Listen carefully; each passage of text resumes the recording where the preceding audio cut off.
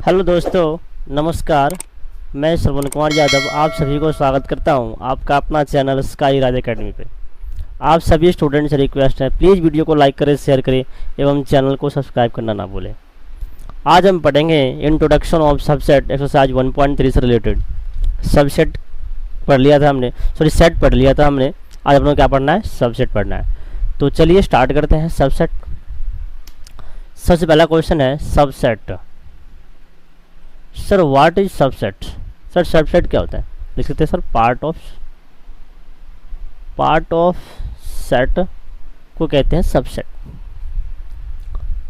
अब इसको समझते हैं एग्जाम्पल के थ्रू। देखो सर, एग्जाम्पल लिखा मैंने, कोई एक सेट ए है जिसके एलिमेंट 1 सीधा लिखो 2 और 5 है, और सेट बी है जिसके 2 3 लिखो, जिसके एलिमेंट 1 2 3 4 और 5 है।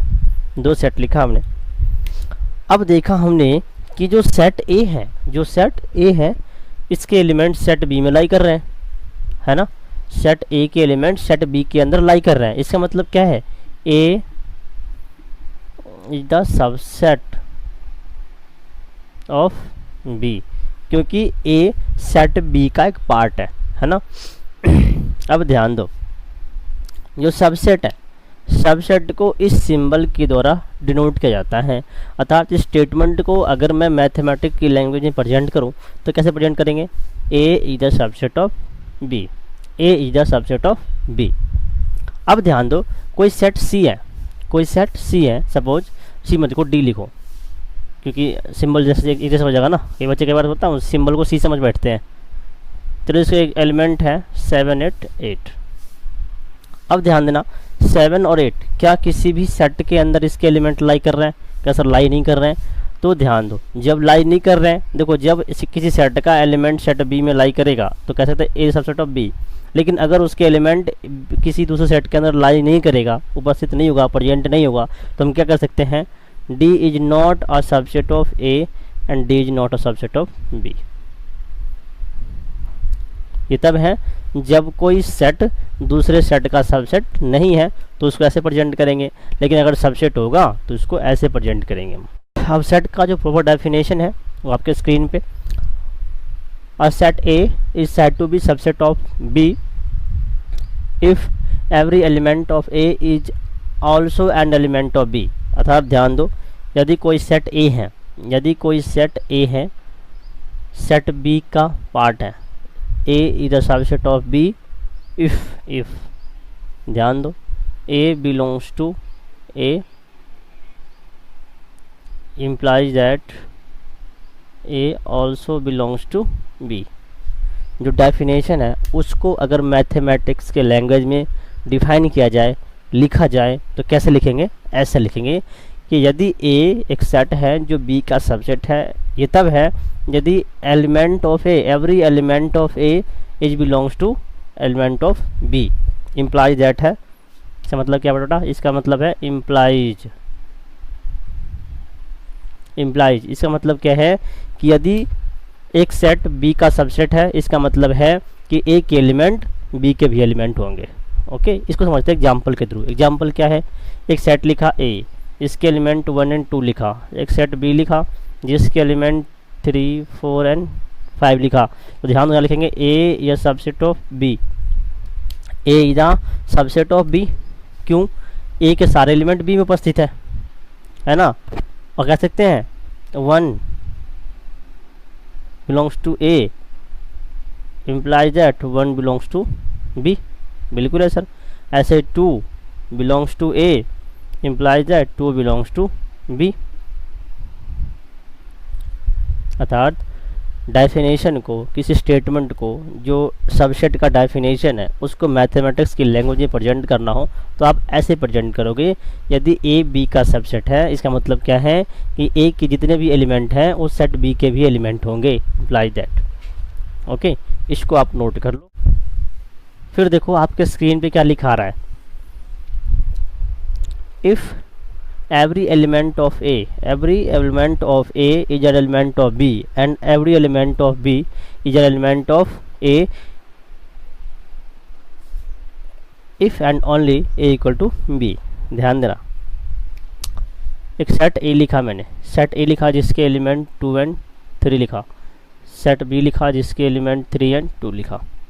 तो क्या कहना चाह रहा था कि यदि ए सबसेट है बी का एंड बी सबसेट है ए का, तो ध्यान दो इसका मतलब क्या है, इसका मतलब है if and only if A equal to B. इसका मीनिंग है बेटा इफ़ एंड ओनली इफ़, इसको शॉर्ट फॉर्म में IFF भी लिखा जाता है। क्या था, if every element of A is an element of B, अर्थात A is a subset of B. फिर क्या लिखा था, if every element of B is an element of A, अर्थात B is a subset of A. ये तभी संभव है, ध्यान दो, दो सेट एक दूसरे के सबसेट तभी हो सकते हैं जब वो सेट कैसे होंगे, इक्वल सेट होंगे, अर्थात set A equal to set B, set A equal to set B, ऐसे ही प्रेजेंट करते हैं। ऐसे प्रेजेंट करना आपको, यदि दो सेट इक्वल हो तो वो एक दूसरे के सबसेट होंगे। तो कैसे उसको प्रेजेंट करना है मैथमेटिकली, तो मैथमेटिकली आपको ऐसे प्रेजेंट करना है, A is the subset of B and B is the subset of A if and only if A is equal to B. Hello दोस्तों ध्यान देना, क्या लिखा है, every set is the subset of itself and empty, और फिर null set is the subset of every set. ध्यान दो, पहली बात तो एम्प्टी सेट को 5 से डिनोट किया जाता है, और एम्प्टी सेट नल सेट कैसे होते हैं, जिसमें एक भी एलिमेंट नहीं होते। तो कह सकते हैं empty set is not contain element या डज नॉट कंटेन एलिमेंट, जो एक भी एलिमेंट कंटेन नहीं करता उसे हम नल सेट कहते हैं या फिर एम्प्टी सेट कहते हैं। यहाँ ध्यान, फर्स्ट स्टेटमेंट को, फर्स्ट पॉइंट को समझना बहुत ज़रूरी है।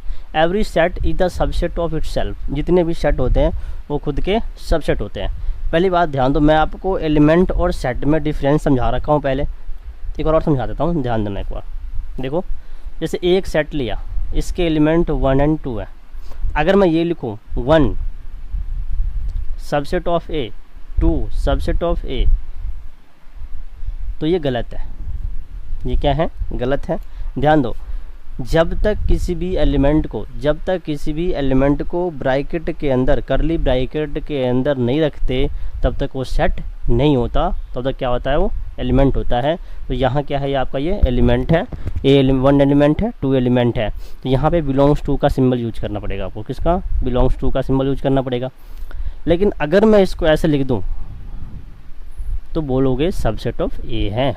ऐसे 2 एक सेट बन गया अब और सबसेट ऑफ ए है।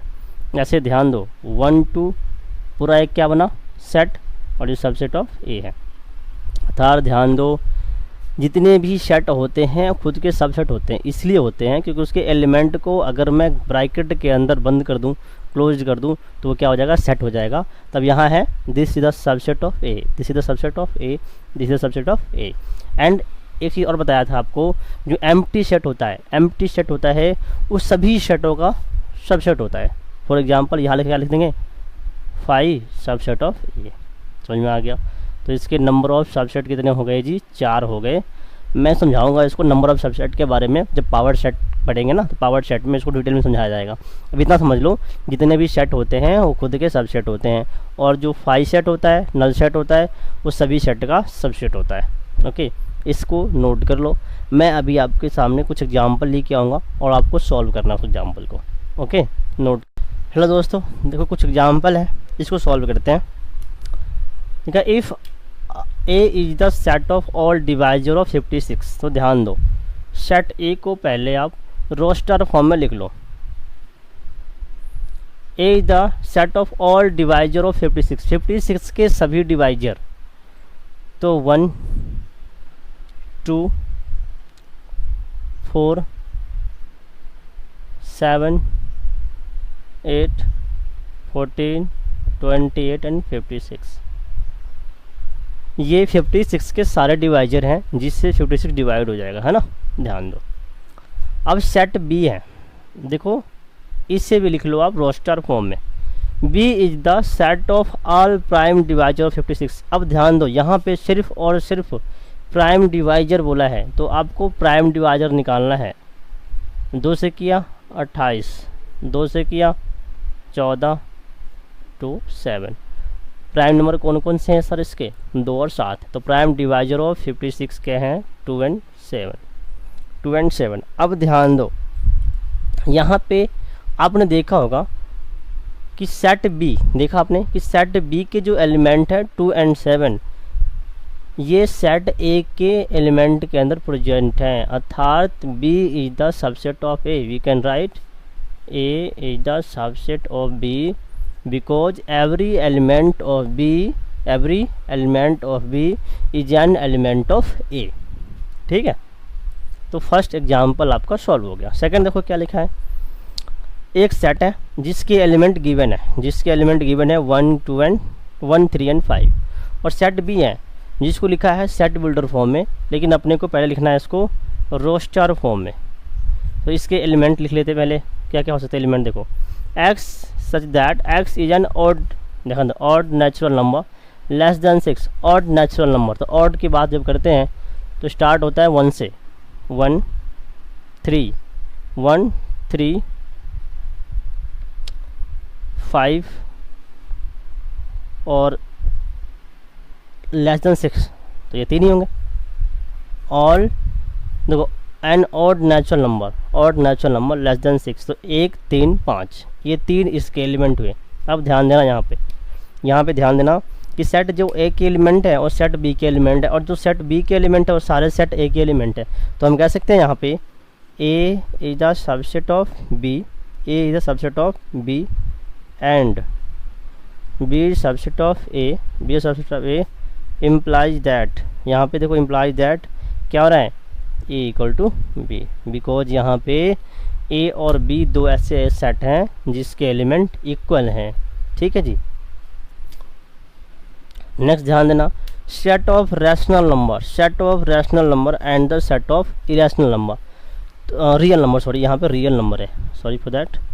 तो ध्यान देना बेटा, जो रियल नंबर वो 2 नंबर से मिलके बना होता है, एक है रैशनल, दूसरा है इरेशनल नंबर। तो ध्यान दो, रियल नंबर बना है 2 नंबर से मिलके, अर्थात जो रैशनल है वो पार्ट है किसका, रियल का। और इतना पता है रियल नंबर को R से डिनोट किया जाता है और रैशनल नंबर को Q से डिनोट किया जाता है। तो we can write here Q is the subset of R because every element of Q is an also an element of R। ठीक है जी। है 3 सेट गिवन है, 4 सेट। एक तो नल सेट है, सेट ए है जिसके एलिमेंट 1 and 3 है, सेट बी के एलिमेंट है 1 5 9 और सेट सी के एलिमेंट है 1 3 5 7 and 9। देखो ध्यान देना, यहाँ लिखा है 5 is subset of 5 is dash B, इसमें हमें सेट सबसेट और डज नॉट सबसेट का सिंबल यूज करना है, अर्थात हमें सबसेट का सिंबल और डज नॉट सबसेट का सिंबल यूज करना है। ओके, तो ध्यान दीजिए, मैंने बताया था कि जो नल सेट होता है, जो 5 सेट होता है, उस सभी सेट का सबसेट होता है। तो यहाँ तो कोई कन्फ्यूजन ही नहीं है आपको, यहाँ पे क्या होगा, सबसेट ऑफ बी है। ध्यान देना अगला, ए इज सबसेट ऑफ बी। ध्यान दो, ए सबसेट ऑफ बी है क्या, ध्यान देना, एक यहाँ पे है, एक यहाँ पे है, लेकिन 3 यहाँ है, यहाँ नहीं है। लिखेंगे does not a subset of, sorry symbol गलत यूज कर दिया मैंने, A does not subset of B. Okay, ये कर सकते हो, ए सबसेट नहीं, ए बी का सबसेट नहीं है बिकॉज ए के सभी एलिमेंट बी में लाई नहीं कर रहे हैं। सी देखो, ए एंड सी का रिलेशन देखो बेटा, ए एंड सी, ध्यान दो, ए के एलिमेंट 1 and 3 और सी के एलिमेंट 1 3 5 7 9, अर्थात सेट ए के सारे एलिमेंट सेट सी के अंदर मौजूद हैं। तो वी कैन से, है ना, A is the subset of C. Next ध्यान देना, बी और सी का रिलेशन, बी और सी का ध्यान देना, बी के सारे एलिमेंट क्या सी में हैं, बिल्कुल हैं, जब हैं तो सबसेट ऑफ सी है। समझ में आ गया, इसको भी नोट कर लो आप।